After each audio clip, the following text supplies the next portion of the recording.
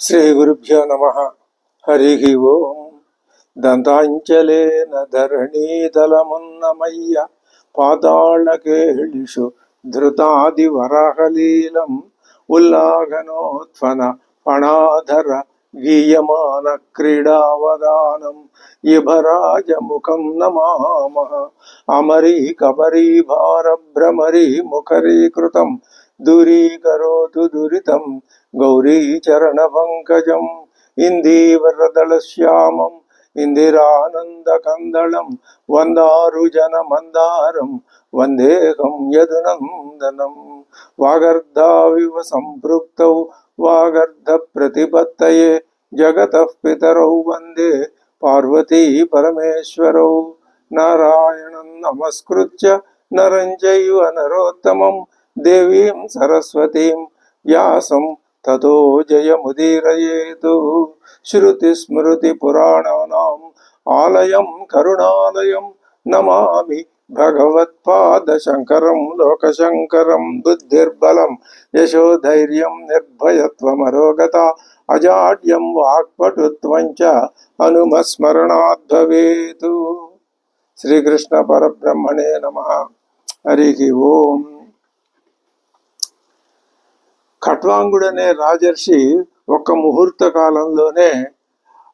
కాలం మాత్రమే తనకు ఆయువు ఉందని తెలుసుకుని ఆయన మోక్షాన్ని పొందేశాడయ్యా. అంతటి తీవ్రమైనటువంటి ఆసక్తిని కనపరిచాడు ఆయన. సర్వస్వాన్ని విడిచిపెట్టేశాడు, ఆయన మోక్షాన్ని పొందాడు. నీకు అంత తొందర ఏమీ అక్కర్లేదు. తవాప్యేతర్హి కౌరవ్య సప్తాహం జీవితావధి. నీకు 7 రోజుల జీవితావధి ఉంది కదా. ఉపకల్పయ తత్సర్వం తావద్యత్ సాంపరాయికం. కాబట్టి నువ్వు నిదానంగా చక్కగా ఏ సాధనాలు సమకూర్చుకోవాలో అవన్నీ సమకూర్చుకో. సాధనాలు సమకూర్చుకోవటము అంటే అర్థం ఏమిటి?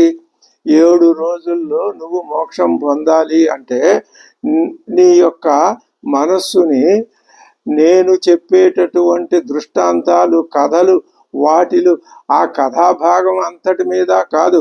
ఆ కథలో నేను ఏ ఉద్దేశాన్ని సమ్మిళితం చేసి చెప్తున్నానో ఆ ఉద్దేశాన్ని నువ్వు పట్టుకో.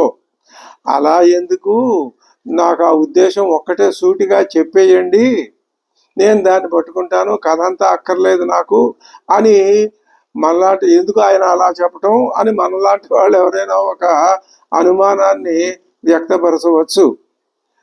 అది కాదు.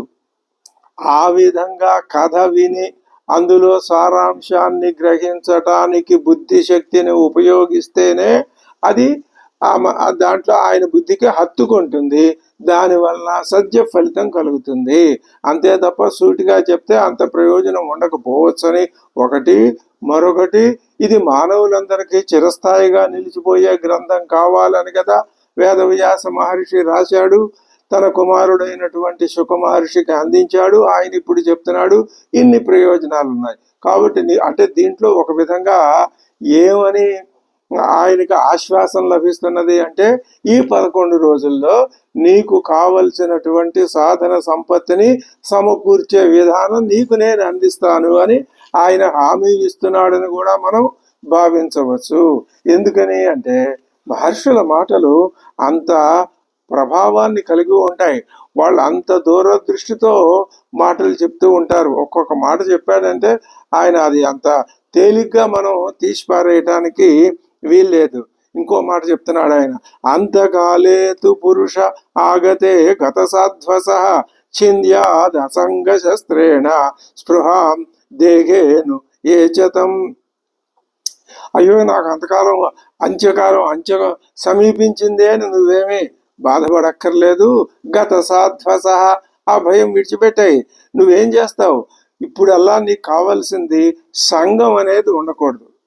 అసంగం ప్రతిదీ విడిచిపెట్టేయటమే. చివరికి నీ శరీరం మీద మోహాన్ని కూడా విడిచిపెట్టాయి. నువ్వు చూస్తూ ఉండంగానే తక్షకుడు వచ్చి నిన్ను కాటు వేస్తున్నాడు అనుకో, వేసుకొని అంత ఆ విధమైనటువంటి మనోదార్ఢ్యాన్ని నువ్వు ప్రదర్శించాలి. అది సంగ్రహితం అంటే, అమ్మో వస్తున్నాడు నేను పారిపోవాలి, ఎక్కడికి పారిపోతావు, అది కాదు. అంతటి తీవ్రమైనటువంటి నిస్సంగత్వాన్ని నువ్వు కలిగి ఉండాలి అని చెప్తున్నాడు.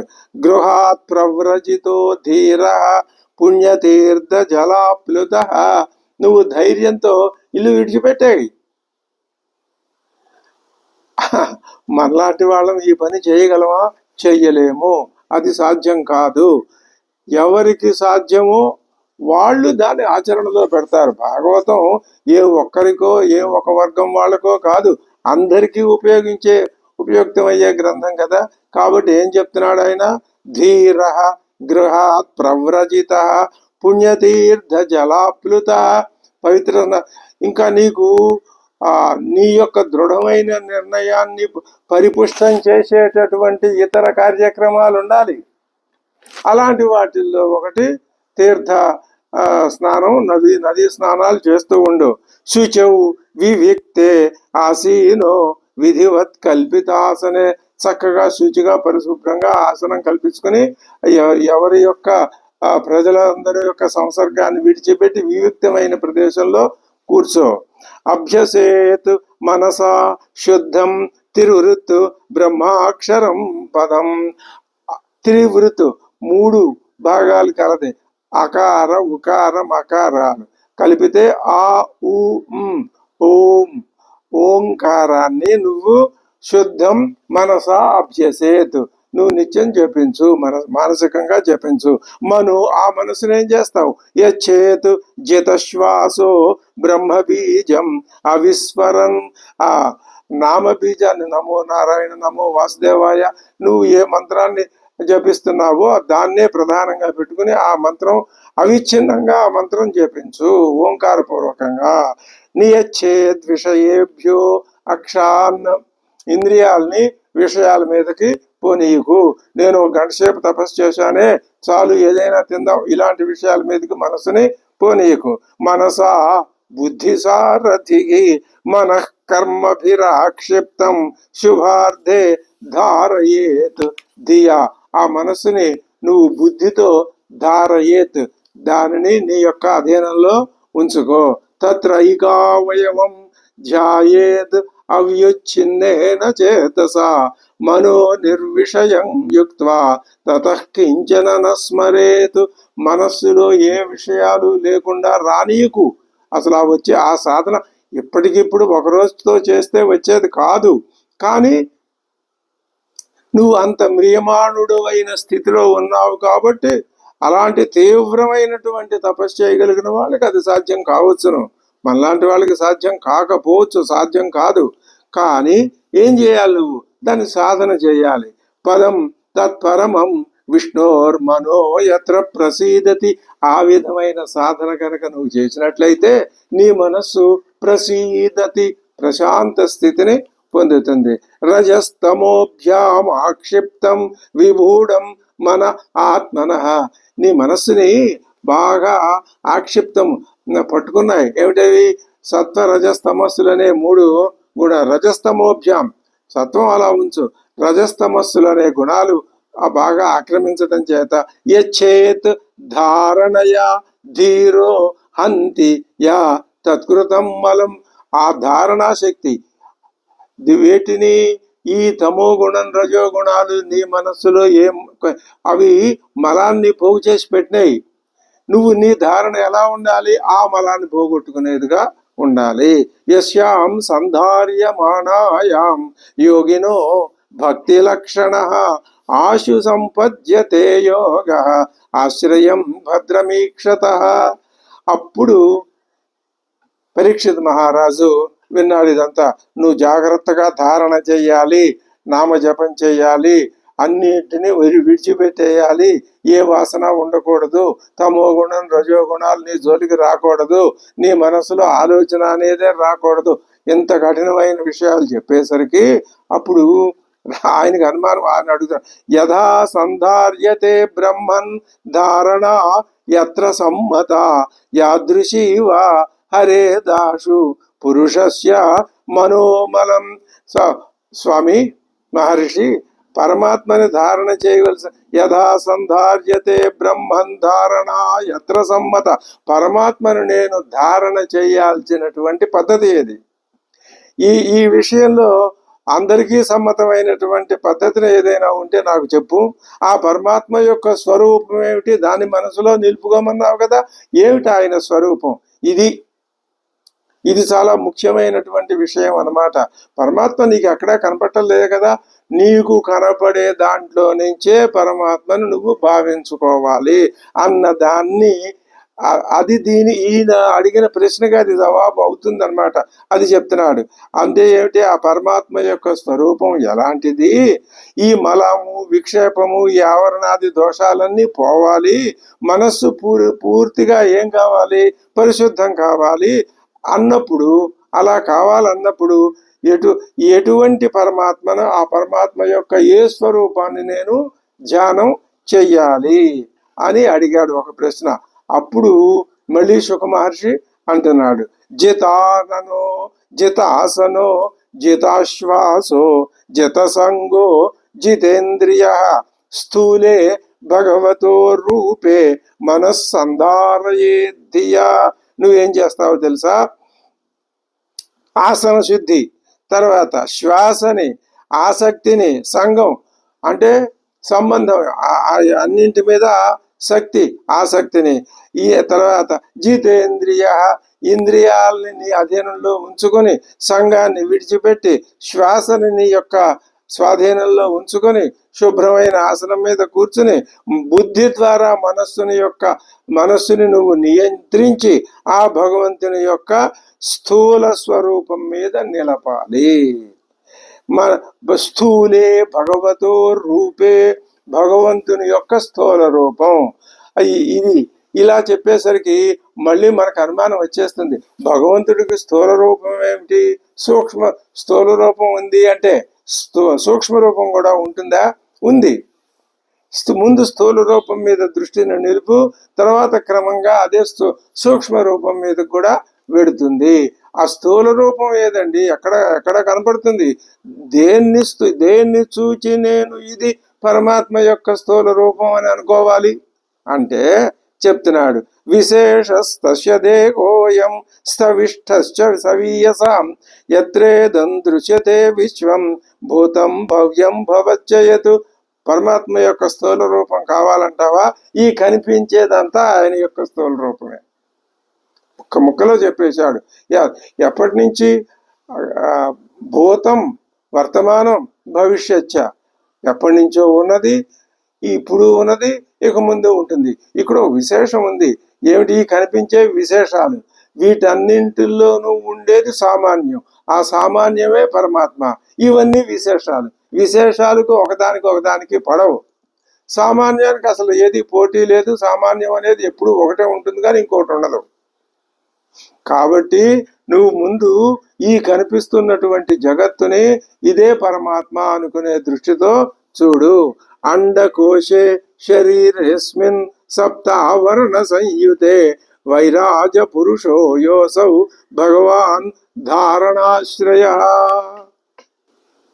దానికి చెప్తున్నాడు, అండకోశే శరీరేస్మిన్ అంటే ఈ మొత్తం నీకు సృష్టిలో కనిపించేదంతా ఆయన యొక్క శరీరం అనుకో. సప్త ఆవరణ సంయుతే, ఆ దాంట్లో ఎన్ని ఆవరణలు ఉన్నాయో తెలిసిన? 7. పృథివీ, జలం, అగ్ని, వాయువు, ఆకాశం, అహంకారం, మహత్తత్వం అనే ఈ 7 ఆవరణాలతో కూడి ఉన్నటువంటి బ్రహ్మాండ రూపంతో కనపడే ఈ విశ్వాన్ని వైరాజము అంటారు. వైరాజము అంటే విరాట్ పురుషుని యొక్క భావమే, ఆయన యొక్క ఆకారమే వైరాజము. అదే ఈ భావనతోనే నువ్వు ఈ విశ్వాన్నంతటిని భగవంతుని యొక్క స్థూల విరాట్ రూపం అని వైరాజ పురుష, విరాట్ పురుషుడు ఈయనే. ఏమిటి? ఈ పంచభూతాలు, తర్వాత అహంకారం, మహత్తత్వం. ఇవి అహంకారం, నేను అనే జీవభావం. ఈ మొత్తం ఉన్నటువంటి జీవభావమే మహత్వం. ఇవన్నీ ఈ 7 ఆవరణలతోనూ ఉన్నటువంటి దీన్నంతటినీ ఆ పరమాత్మ యొక్క విరాట్ రూపము అని నువ్వు భావించాలి. అది దానికి మూలం ఎక్కడొస్తుంది? ఎదురుకుండా మనకి ఈ పరిమితమైన దూరంలో ఈ కళ్ళు ఎంతవరకు చూడగలవు? కొంచెం దూరం. ఈ వీటిల్లో కనిపించేది మనం అటు ఇటు తిరుగుతూనే ఉంటాం.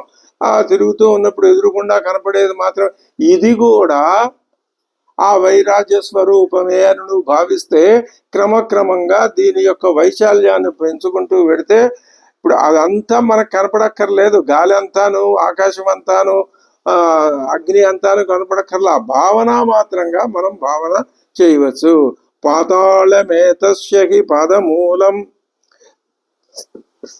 పఠంతి పార్ష్ణి ప్రపదే రసాతలం. పాతాళం ఈ విరాట్ పురుషుడికి పాదమూలం, అంటే పాదముల యొక్క అధోభాగం. పాతాళమేతస్య హి పాదమూలం పఠంతి పార్ష్ణి ప్రపదే రసాతలం. అంటే ఆ పాదముల వ్రేళ్ళు మడమలు రసాతలం. మహాతలం విశ్వసృజోధ గుల్ఫౌ, చీలమండలు మహాతలం. తలాతలం వై పురుషస్య జంగే, పిక్కలు. ఇవి ఆ విరాట్ పురుషునికి తలాతలం, పిక్కలు అని. ఇదంతా కేవలం నువ్వు భావనామయంగా ఊహించవలసిందే స్థూల రూపాన్ని తప్ప ఇంకా వేరే దీనికి మార్గం అంటూ లేదు. ఉరస్థలం జ్యోతిరనీకమస్య గ్రీవా మహర్వదనం వై జనోస్య తపోరరాటిం విదురాది పుంసః సచంతు శీర్షాణి సహస్రశీర్ష్ణ ఇంద్రాదయో భాగవ ఆహురుస్రాహ కర్ణౌ దిశ శ్రోత్రమముష్య శబ్దః నాసత్యదస్రౌ పరమస్య నాసే ఘ్రాణస్య గంధో ముఖమగ్నిరుద్ధ ద్యౌ రక్షిణి చక్షురభూత్ పతంగః పక్ష్మాణి విష్ణోరహనే ఉభే చ తద్భ్రూ విజృంభ పరమేష్టిధిష్ణ్యం ఆభోస్యతాలు రస ఏవ జగ్మా ఛందాంస్యనంతస్య శిరో గృణంతి దంష్ట్రాయమస్నేహ కళాద్విజాని హసో జలోన్మాదకరీ చ మాయా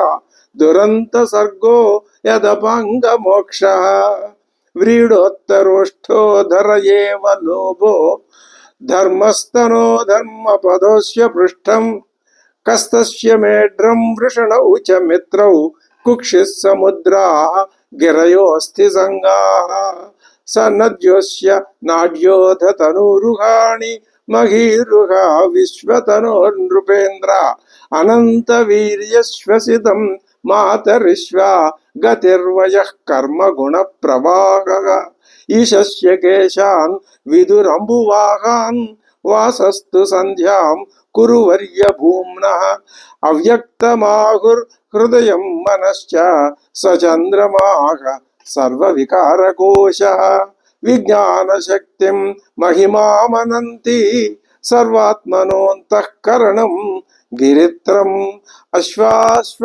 తర్యుష్ట్రగజానకాని సర్వే మృగాః పశవః క్షోణిద్రేషే వయాంసి తద్వ్యాకరణం విచిత్రం మనుర్మనీషా మనుజో నివాసః గంధర్వ విద్యాధర చారణాప్సరః స్వరస్మృతిరసురానీక వీర్య బ్రహ్మాననం క్షత్రభుజో మహాత్మా విడూరురంఘ్రిశ్రిత కృష్ణవర్ణ నానాభిధాభిజ్యగణోపవన్నో ద్రవ్యాత్మక కర్మ విధానయోగ యానసావీశ్వర విగ్రహస్య యస్ సన్నివేశ కథితో మయా తే సంధార్యతేస్మిన్ వపుషి స్థవిష్టే.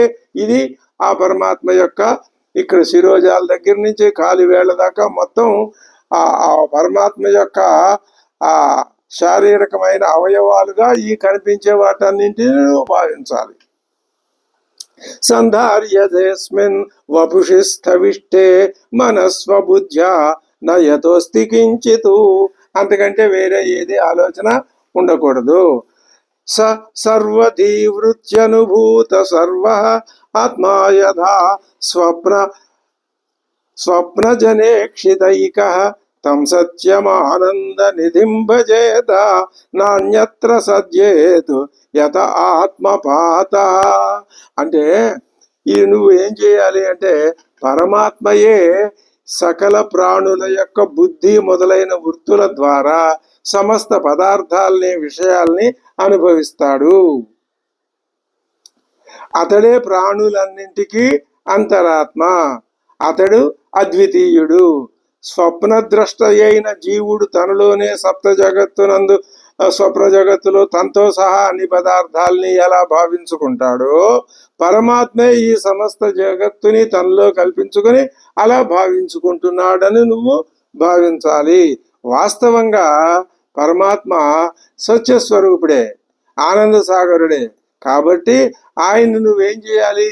ఆ విధంగాను భజించాలి. సాంసారిక విషయాల్లో ఏమాత్రం నువ్వు నీ ఆలోచనల్ని పోనీయకూడదు. ఎందుకని అంటే ఎప్పుడైతే నీకు విషయాసక్తి కలుగుతుందో మళ్ళీ ఆ పరమాత్మ మీద నుంచి దృష్టి మళ్ళీ పోతుంది, విక్షేప శక్తి వచ్చి పడిపోతుంది, పతన హేతువైపోతుంది. భగవద్భక్తియే జీవులకు శ్రేయస్కరమైనటువంటి సాధనం అని ఆ పరీక్షిత్ మహారాజు అడిగినటువంటి ధారణ ఏ విధంగా నిలపాలి అన్న దానికి ఆయన ఏం చెప్పాడు? పరమాత్మ యొక్క స్థూల రూపం మీద నువ్వు ధారణను నిలుపు అని చెప్పాడు. ఇంకొక విషయం ఉందయ్యా. శాబ్దస్య హి బ్రహ్మణ ఏష పంథా యన్నామభిర్జాయతి ధీరపార్థైః పరిభ్రమస్తత్ర న విందతేర్ధాన్ మాయామయే వాసనయా శయానః. ఇక్కడ శాబ్దస్య హి బ్రహ్మణ ఏష పంథాః. శాబ్దస్య బ్రహ్మణ, శబ్దరూపమైన బ్రహ్మ అంటే వేదం. ఆ వేదం నీకు విషయాన్ని బోధించే విధానం ఇది. ఆ వేదం చెప్పిన విషయాన్నే ఇప్పుడు ఇంతకు ముందు దాకా ఆయన ఏం చెప్పాడు? శుక మహర్షి, నువ్వు పరమాత్మ యొక్క స్థూల రూపాన్ని ధ్యానించు. పరమాత్మ స్థూల రూపం అంటే ఆయన పాదాల దగ్గర నుంచి శిరస్సు దాకా మనకి ఏ అవయవాలు ఉన్నాయో ఆయన యొక్క అవయవాల్ని ఆయా లోకాలే ఆయన ఆయా అవయవాలుగా నువ్వు భావించాలి అని చెప్పి, ఇదేనయ్యా పద్ధతి. వేదం ఆ పరమాత్మను గురించి చెప్పే పద్ధతి ఇది. కానీ అది ఏమవుతుంది అంటే అది స్వర్గాది లోకాలని ప్రస్తావిస్తుంది వేదం. కానీ ఈ లోకాలు నామమాత్రాలే అని కూడా తెలుసుకో, ఇవి యథార్థం కాదు అని కూడా చెప్తోంది. ఇది చాలా అధ్యారోపం, అపవాదం. మరి ఎందుకు చెప్పారు? ఇది కాదు అని చెప్పడానికి. అసలు పరమాత్మే పరమాత్మ అంటే నిర్గుణ స్వరూపమే పరమాత్మ. ఈ సృష్టి అంతా ఆయన యొక్క ఆభాస అని తెలుసుకో అని చెప్పడం కోసం ముందు వర్ణించి నువ్వు దాన్ని ఆ విధంగా భావించమని చెప్తోంది. శాబ్దస్య హి బ్రహ్మణ ఏష బంధాః యన్నామభిర్జాయతి ధీరపార్థైః పరిభ్రమస్తత్ర న విందతేర్ధాన్.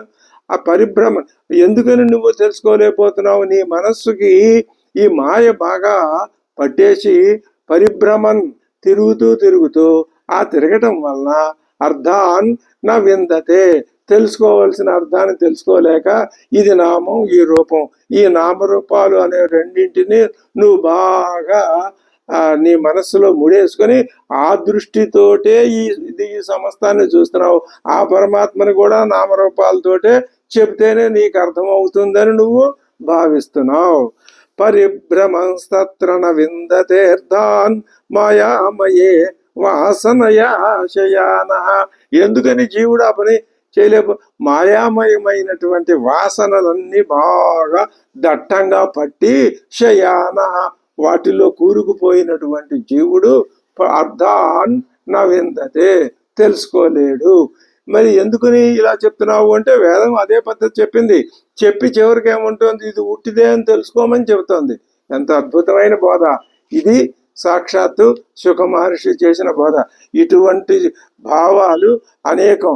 ఎప్పుడు చూసినా ఏ విషయం చెప్పినా దాన్ని సగుణ రూపం ఎంత వర్ణించినా, భక్తిని ఎంత వర్ణించినా, యోగాన్ని ఎంత వర్ణించినా, మిగతావి అన్నీ ఎంత వర్ణించినా చిట్ట చివరికి దాన్ని తీసుకువెళ్ళి నిర్గుణ స్వరూపంతో పరమాత్మ స్వరూపంతో అన్వయించి చెప్పటమే వేదం పరమార్థం. అలాగే శ్రీమద్ భాగవతం యొక్క పరమార్థం కూడా. అత కవిర్నామను యావదర్థ స్యాద ప్రమత్తో వ్యవసాయ బుద్ధి. అత కవిర్నామసు నామసు యావదర్థ స్యాద ప్రమత్తో వ్యవసాయ బుద్ధి. అత అందువలన విద్వాంసుడు ఏం చేయాలి అంటే ప్రపంచంలోని వస్తువుల గురించి తనకు అవసరమైనంత మాత్రమే కవిర్నామసు యావదర్థ. నీకు ఎంతవరకు ప్రయోజనం, మరి అది కూడా ఎందుకండి అంటావా? మరి అది లేకపోతే జీవయాత్ర జరగదు. నామసు యావదర్థ, నీకు ఎంతవరకు కావాలి అంతవరకే. షాద్ అప్రమత్త వ్యవసాయ బుద్ధికి. ఈ విషయంలో మాత్రం చాలా జాగ్రత్తగా ఉండాలి. ఏమిటయ్యా ఇలా చెప్పడంలో ఉద్దేశం? మితిమీరి అన్నీ నీకు పూసుకోకు, అన్నింట్లో నువ్వు దూరిపోకు, అన్నింటినీ నీ నెత్తి మీద వేసుకొని ఇంకా ఈ సంసారం అనే సముద్రంలో కూరుకొని పోకు. ఇది వైరాగ్యం. అంటనట్టు నిమిత్త మాత్రంగా తామరాకు మీద నీటి బొట్టు వలె కాలం గడపటం నేర్చుకో. అందువలనే విద్వాంసుడు ప్రపంచంలోని వస్తువుల గురించి తనకు అవసరమైనంత మాత్రమే ఆలోచించాలి. అత కవిర్నామసు యావదర్థ స్యాద ప్రమత్తో వ్యవసాయ బుద్ధి. నిషిద్ధేన్యథార్థే నయతే తత్ర పరిశ్రమం తత్ర సమీక్షమాణ. అది అంటే అటువంటి విషయాల్లో నువ్వు చిక్కుకుపోరాదు. నీకు ఎంతవరకు కావాలో అంతవరకే తీసుకో. ఎటువంటి ప్రయత్నం లేకుండానే ప్రారబ్ధవశంగా పదార్థాలు వాటంతట అవే లభించినాయి అనుకో, ఇతర పదార్థాల కోసం పరిశ్రమించటం వ్యర్థం. అందుకని నీకు లభించిన దాంతో నువ్వు సంతృప్తి పడు, ఇంకా అంతకంటే వద్దు. లభించలేదనుకో బాధపడద్దు, లభించిందనుకో లభించిందంతా పుచ్చుకోవద్దు. అదే చెప్తున్నాడు. సిద్ధే అన్యథార్థే నయత్రేత తత్ర పరిశ్రమం తత్ర సమీక్షమాణ. ఇది కూడా ఉపదేశమే. అలాగే సత్యాంక్షితౌ కిం కశిపో ప్రయాసైకి బాహౌ స్వసిద్ధేకి ఉపబర్హణై కిం సత్యంజలౌ కిం పురుదాన్నపాత్ర్య దిగ్వల్కలాదౌ సతి కిందుకూలై. ప్రాప్తించిన దాంతోనే సంతృప్తిపడు. దీనికి కొన్ని దృష్టాంతాలు చెప్తున్నాడు శుక మహర్షి.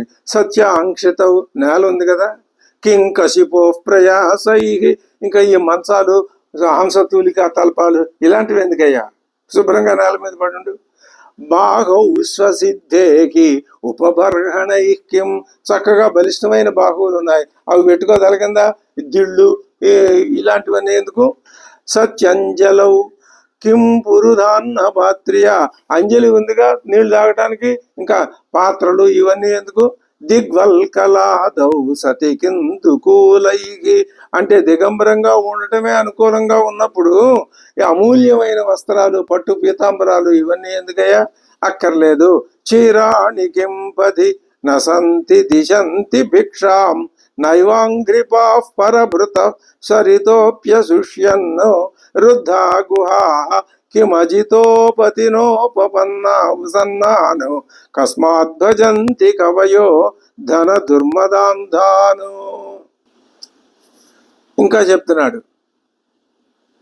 ఆకలిని తీర్చడానికి ఫలవృక్షాలు ఉన్నాయి కదా, ఇంకో పంచభక్ష ప్రమాణాల కోసం ఎందుకు ఎగబాకటం? సమృద్ధిగా జలాలు కలిగిన జీవనదులు ఉన్నాయి కదా, ఇంకా ఎందుకు నువ్వు అవి ఎండిపోవట్లేదు కదా, అంతవరకు సరిపెట్టుకోవచ్చు కదా.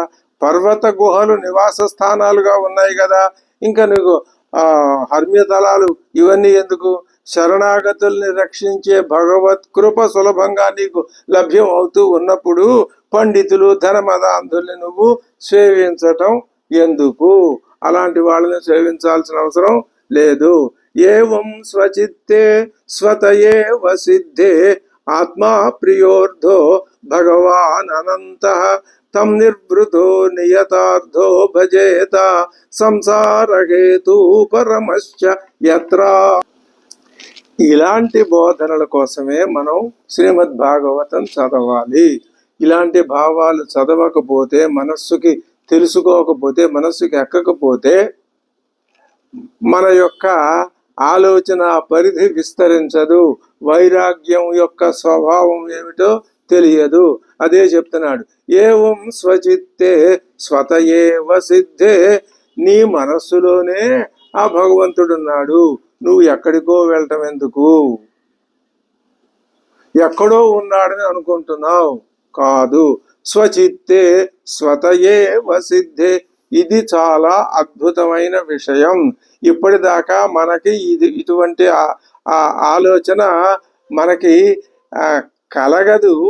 ఎవరైనా ఎప్పుడైనా చెప్తూ ఉన్నా వింటూ ఉంటాం, మనస్సుకి పట్టదు, హత్తుకోదు. ఇలా వింటాం, అలా వదిలేయటం జరుగుతూ ఉంటుంది. స్పష్టంగా చెప్తున్నాడు శుక మహర్షి, భగవంతుడు ఎక్కడున్నాడు? ఎక్కడో లేడు, నీ హృదయాకాశంలోనే ఉన్నాడు. అతడే ప్రియమైన నీకు ఆత్మ, అంతరాత్మ. ఆత్మ అంటే ఏమిటో ఇంతకు ముందు మనం చాలాసార్లు చెప్పుకున్నాం. ఆభరణాలకి ఆత్మ బంగారం. అలాగే ఈ ఇందాక చెప్పిన ఈ స్థూల రూపం, ఈ శరీరాలు, ఈ మానవులు, ఈ జీవజాలం, భూమి, వీటన్నింటికీ ఆత్మ పరమాత్మే. మరి ఇప్పుడు నువ్వు నీకు నీ నీ పరమాత్మే నీ ఆత్మస్వరూపమై ఉండగా ఇంకా నీకు నువ్వేం చేయాలి?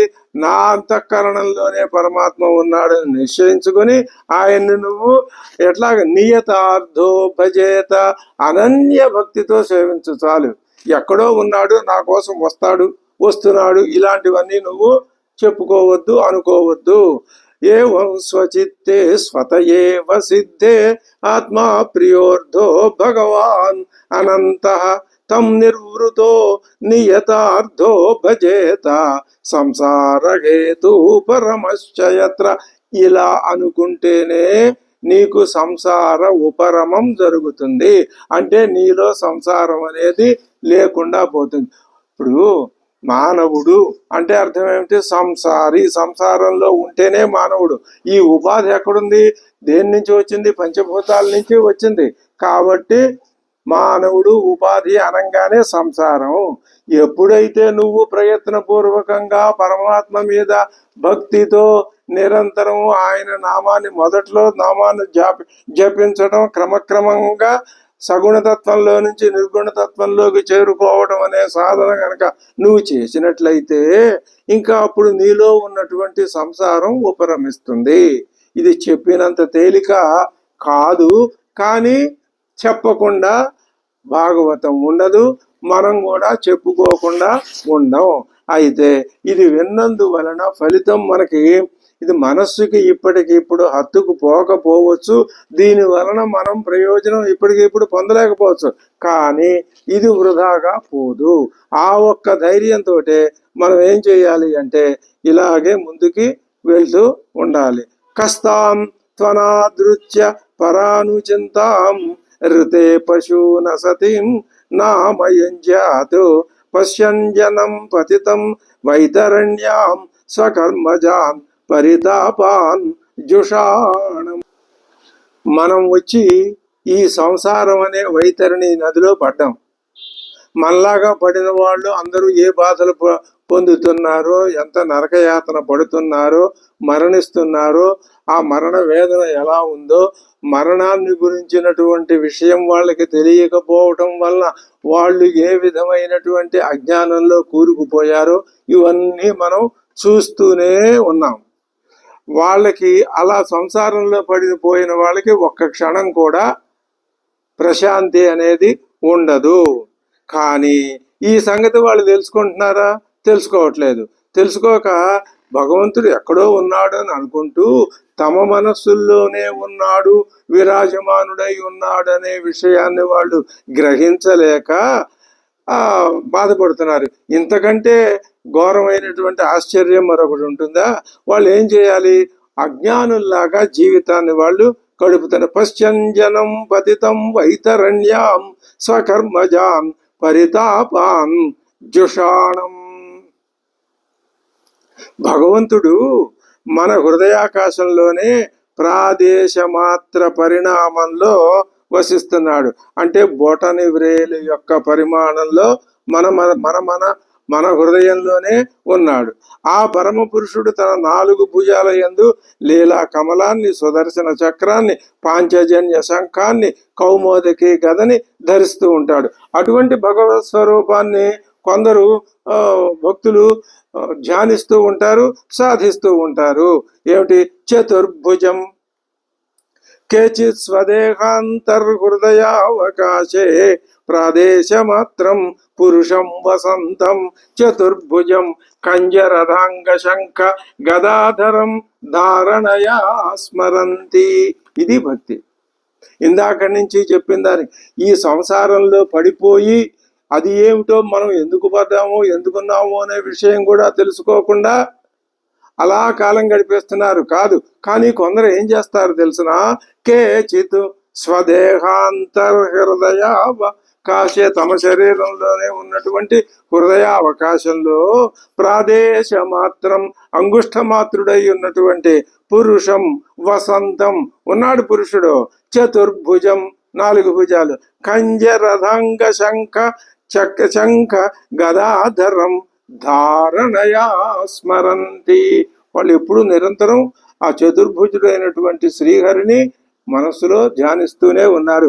అల్లా మనస్సులో ధ్యానించట అనేది అర్థమే నీ మనస్సులో స్వామివారు ఉన్నాడు అని చెప్పటానికి అర్థం అదే. ప్రసన్న వక్త్రం నలినాయతే క్షణం కదంబ కింజల్ కపిశంగ వాససం. భాగవతం అద్భుతమైనటువంటి శైలి, చక్కటి కవిత్వం. అలా ఒక గంగా ప్రవాహంలా వెళ్ళిపోతూ ఉంటుంది. ఇందులో మనం ఆ శ్లోకాల్ని చదువుకున్నా చాలు, నోట బట్టి ఉచ్చరించుకున్నా చాలు, భావం ఏ కొంత గ్రహించినా చాలు. అలా భావాన్ని గ్రహించుకుంటూ శ్లోకాలు చదువుకుంటూ వెళ్ళిపోతే అది ఒక అలవాటుగా మారి దాని వలన అంతకు పూర్వం మనల్ని పట్టి పీడిస్తున్నటువంటి ఈ వాసనలు ఉన్నాయే అవి క్రమక్రమంగా మనల్ని విడిచిపెట్టి ఇప్పుడు ఈ మన పట్టుకోడు ఈయన, ఇక ఎంతసేపు ఆ భగవంతుడి ధ్యాసలో ఉన్నాడు, మనం ఇంకొక ఆశ్రయం చూసుకుందామనే అని అనుకుంటాయో ఏమో. అదే చెప్తున్నాడు ఇక్కడ. ప్రసన్న వక్త్రం నళినాయతే క్షణం కదంబ కింజల్ కపిశంగవాససం లసన్ మహారత్న హిరణ్మయాంగదం స్ఫురన్ మహారత్న కిరీటకుండలం. ప్రసన్న వక్త్రం, ఆయన ముఖం ఎప్పుడు ఎలా ఉంటుంది? సర్వదా ప్రసన్నంగా ఉంటుంది.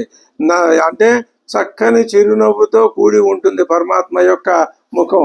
నిర్గుణ స్వరూపాన్ని ఇలా వర్ణిస్తాడమయ్యా, చెప్తున్నాడుగా. స్థూల జగత్తు అని చెప్పాడు, దాని స్వరూపం ఏమిటో చెప్పాడు. ఇది చాలా అర్థం చేసుకోవటం కష్టం. అర్థమైతే, ఒక్కసారి అర్థమైతే ఇంకా మన జన్మ ధరించినట్లే, మనం ధన్యం అయిపోయినట్లే. అయితే ఫలితం ఇప్పుడు వస్తుందా ఎప్పుడు వస్తుంది అనే విషయం వేరు. ఒక్క విషయం మాత్రం మనసులో రూఢమైపోవాలి. ఏమిటి? ఈ వేదం, అది పైన చెప్పాడు, శాబ్ద బ్రహ్మ శాబ్దస్య బ్రహ్మణ. ఇది పద్ధతి, వేదం చెప్పే పద్ధతి ఇదే. దీనంతటినీ వర్ణిస్తుంది. వర్ణించి ఇదంతా నామరూపమయమే, నమ్మకు, నామరూపాలకి అతీతుడైనటువంటి పరమాత్మ అది, దాన్ని నువ్వు భావించు. మరి నువ్వు ఇదెందుకు చెప్పావు? నువ్వు ఉందని అనుకుంటున్నావుగా, అందుకని నేను కూడా చెప్పి లేదు అనుకో అని నీకు చెప్తున్నాను. ఈ అర్థం గనక మనకి మనస్సులో సుప్రతిష్ఠితం అయితే మనం చరితార్థులం. ఇంకా మిగతాదంతా దీని వెనకాల పడి వచ్చేస్తుంది. ఇది అర్థం కాలేదు అనుకోండి, ఏమీ అర్థం కాదు. ఆయన చెప్పేది అసలేమీ తెలీదు. ఇప్పుడు అదే చెప్తున్నాడు. ప్రసన్న వక్త్రం నళినాయతే క్షణం కదంబ కింజల్క పిశంగవాససం. ఆయన ఏం చేస్తున్నాడు? ఆ స్వామి యొక్క నేత్రాలు ఎలా ఉన్నాయి? పద్మాల్లాగా విశాలంగా ఉన్నాయి. ఆయన ధరించిన వస్త్రాలు ఎలా ఉన్నాయి?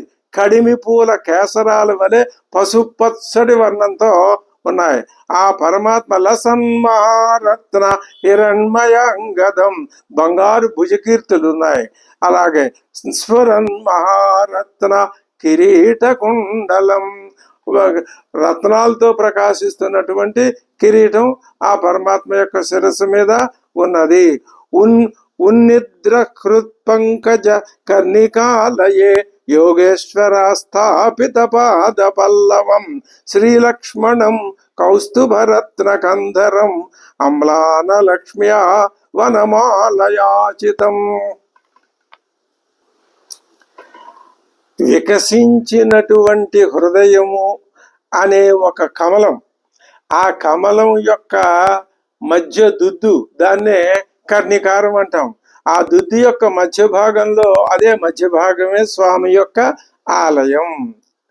ఆయన ఆ పరమాత్మ యొక్క పాద పద్మాలు ఆ దుద్దులో ఆ కర్ణిక దాంట్లో ఉంటాయి.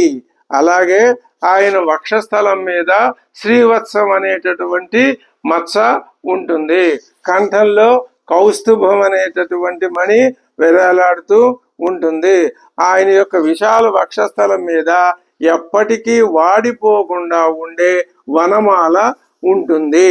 ఉన్నిద్రహృత్ పంకజ కర్ణికాలయే యోగేశ్వర స్థాపిత పాద పల్లవం శ్రీలక్ష్మణం కౌస్తుభరత్న కంధరం అమ్లాన లక్ష్మ్యా వనమాలయాచితం. విభూషితం మేఘలయాంగుళీయకైః మహాధనైర్ నూపుర కంకణాదిభిః స్నిగ్ధామలాకుంచిత నీలకుంతలైః విరోచమానానన హాసపేశలం. ఇప్పుడు ఆ పరమాత్మ యొక్క దివ్యమైనటువంటి సుందరమైనటువంటి రూపాన్ని వర్ణిస్తున్నాడు. విభూషితం మేఖలయ అంగుళీయకైః మహాధనైర్నూపుర కంకణాదిభిః స్నిగ్ధామలాకుంచిత నీలకుంతలైః విరోచమానాననహాస పేశలం. ఆయన నడువుకి చక్కటి ఆ మేఖల ఉన్నది, అంటే కటిసూత్రం అంటారు. అలాగే వ్రాళ్ళకి దివ్యములైనటువంటి ఉంగరాలు ఉన్నాయి, అవి అద్భుతమైన కాంతుల్ని ప్రసరిస్తున్నాయి. తర్వాత పాదాలకి నూపురాలు, చేతులకి కంకణాలు, ఇవన్నీ ఈ భూషణాలు ఉన్నాయి. అవి చూస్తూ ఉంటే ఎంతో అద్భుతమైనటువంటి వెలుగుల్ని ఈనుతున్నాయి. అవి దట్టమైన స్వచ్ఛమైన నల్లని ముంగురులు ఆయన ముఖం నుంచి క్రిందకి విరాలాడుతున్నాయి. అవి సుకుమార సుందరమైనటువంటి శోభల్ని నలుదిక్కులకి వ్యాపింపజేస్తున్నాయి. ఇది భగవంతుని యొక్క దివ్యమైనటువంటి సుందరమైనటువంటి రూపము. ఇలా నువ్వు భావించాలి. విభూషితం, అసలు ఈ శ్లోకాలు చదువుకున్నా చాలు, ఇదే భక్తికి పారమ్యత.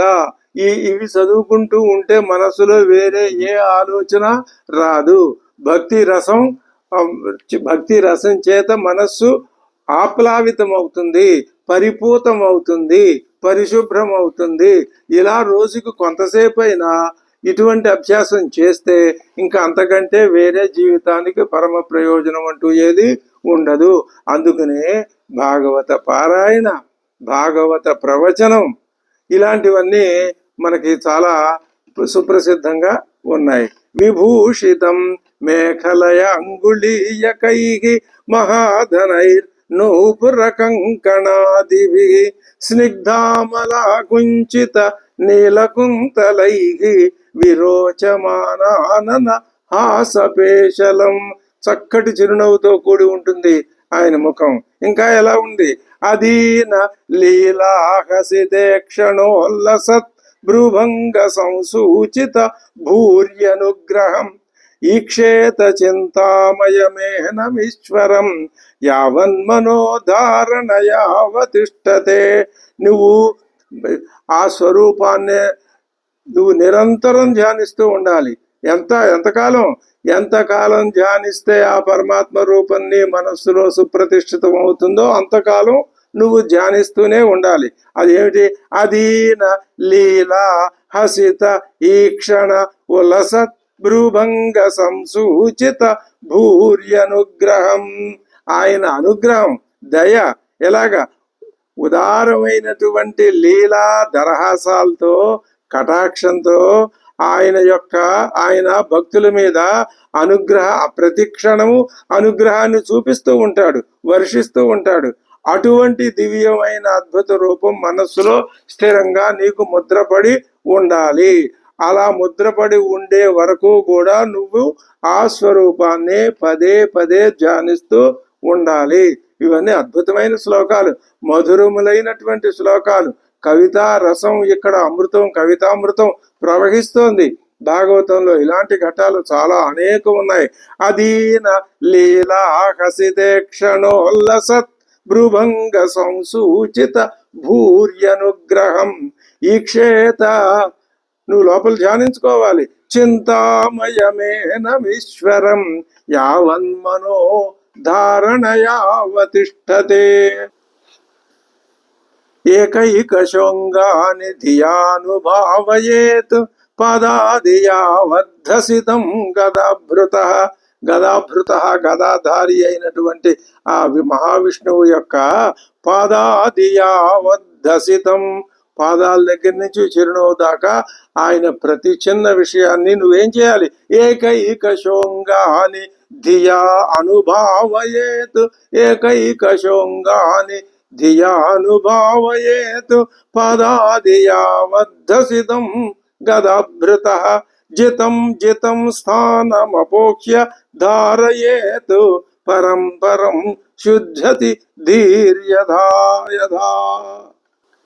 ఈ విధంగా ఏకైకశ ఒక్కొక్క అంగాన్ని నువ్వు జాగ్రత్తగా మనస్సులో ధారణ చేసి నువ్వు గనక భావన చేస్తూ ఉన్నట్లయితే, ఇలా చేస్తే చెయ్యగా ఏమవుతుంది? బుద్ధి నిర్మలమవుతుంది. జితం జితం స్థానం అపోక్ష్య ధారయేత్. అప్పుడేమవుతుంది? అంతఃకరణం పరిశుద్ధమై ఒక్కొక్క స్థానంపై చిత్తం స్థిరంగా నిలిచే స్థితికి చేరుకుంటుంది. అప్పుడు తర్వాత గల స్థానం మీద బుద్ధిని నిలిపి క్రమక్రమంగా నిరంతరం ధ్యానించాలి. ఇది భక్తి రసం యొక్క అద్భుతమైనటువంటి స్థితి, పరాకాష్ఠకి. ఇలాగా పరమాత్మని వర్ణించినటువంటి స్తోత్రాలు ఎన్ని ఎన్ని ఎన్ని ఉన్నాయి. ఎంతమంది మహానుభావులు పెద్దలు చెప్పారు. స్తోత్రాలు కావ్యాలే రాశారు పరమాత్మని వర్ణిస్తూ. కాబట్టి ఇది భాగవతంలో ఇటువంటి ఈ విధానమే, ఈ బోధనే, ఈ ఉపదేశమే ఇవాళకి లోకంలో భక్తులందరికీ, కవులందరికీ కూడా అది అనుసరణీయమైనటువంటి స్థితిలో ఉన్నది. ఏకై యావన్న జాయేత పరావరేస్మిన్ విశ్వేశ్వరే ద్రష్టరి భక్తి యోగ తావస్థవీయ పురుషస్య రూపం క్రియావసానే ప్రయత స్మరేత. పరమాత్మ యొక్క నిర్గుణ ఆయన నిర్గుణతత్వం మీద ఆ బుద్ధి నిలవాలి. ఆయనయే తన లీలల ద్వారా సగుణ రూపాన్ని ధరిస్తాడు. ఎవరు? నిర్గుణుడైన పరమాత్మ. సగుణ రూపము ఎవరు? సగుణ రూపం వేరు, నిర్గుణ రూపం వేరు అనుకోకూడదు. ఆ నిర్గుణతత్వమే సగుణతత్వం. సగుణతత్వం ఎందుకు ధరించాడు? నువ్వు ఈ గుణాల్ని భావన చేసి చేసి చేసి నిర్గుణతత్వాన్ని పొందమని. ఇది అద్భుతమైన విషయం. ఎప్పుడు చెప్పుకున్న ఈ విషయాన్ని మనం నిరంతరం, ఎందుకంటే మనకు ఒక్కసారి ఈ విషయం మీద పట్టు దొరికితే చాలు, ఇంకా మనకి అసలు ఈ అర్థం కాని విషయం అంటూ ఏది ఉండదు. పరమాత్మ ఎవరయ్యా? నిర్గుణ బ్రహ్మ. యావన్న జాయేత పరావరే అస్మిన్. పరావరుడైనటువంటి, పరావరుడు అంటే నిర్గుణతత్వం. ఆయన మీద నీకు ఇటువంటి భావం నిలిచే వరకు కూడా, అంటే నిర్గుణతత్వం నీకు అర్థమయ్యే వరకు కూడా ఏం చేయాలి? నువ్వు ఈ సగుణ రూపాన్ని ఆయన ధరించి ఉంటాడు, నువ్వు దాన్ని భావించాలి. ఈ విశ్వానికి ఆయనే విశ్వేశుడు, పైగా సాక్షి కూడా, ద్రష్టరి సాక్షి కూడా ఆయనే. సాధకుడు ఏం చేయాలి? నిత్య కర్మల్ని ఆచరించిన మీదట ఆ పరమాత్మ యందు భక్తి యోగం కుదురుకోవటం కోసం ఈ విరాట్ బ్రహ్మాండమంతా ప్రభు యొక్క స్థూల రూపంగా గుర్తించి అర్థం చేసుకొని అటువంటి స్వరూపాన్ని సర్వత్రా దర్శిస్తూ ఉండాలి. యావన్న జాయేత పరావరేస్మిన్ విశ్వేశ్వరే ద్రష్టరి భక్తి యోగ తావస్థవీయ పురుషస్య రూపం క్రియావసానే ప్రయత స్మరేత. ఓ పరీక్షిత్ మహారాజా, ఇంద్రియ నిగ్రహం కోసం ప్రయత్నించే సాధకుడు మొట్టమొదట స్థిరంగా సుఖంగా ఆసీనుడు కావాలి. మళ్ళీ ఈ విషయాన్ని చెప్తున్నాడు. లౌకిక వ్యవహారాలన్నింటినీ విడిచిపెట్టేయాలి. మనస్సుని ఏ ప్రదేశం మీదకి, ఏ విషయం మీదకి, ఏ కాలం మీదకి, ఏ వ్యక్తుల మీదకి, ఏ ఆస్తిపాస్తులు ఇలాంటి వాటి మీదకి పోనీయకూడదు. పరంధామాన్ని చేరడం ఒకటే లక్ష్యం. పరమాత్మ పాదాలే నాకు ఆశ్రయం తప్ప వేరొకటి లేదు అనే లక్ష్యాన్నిగా పెట్టుకొని ప్రాణాయామం ద్వారా ఇంద్రియాల్ని మనస్సును నిగ్రహించుకుని కేవలం భగవత్ చింతనతోటే కాలాన్ని గడపాలి.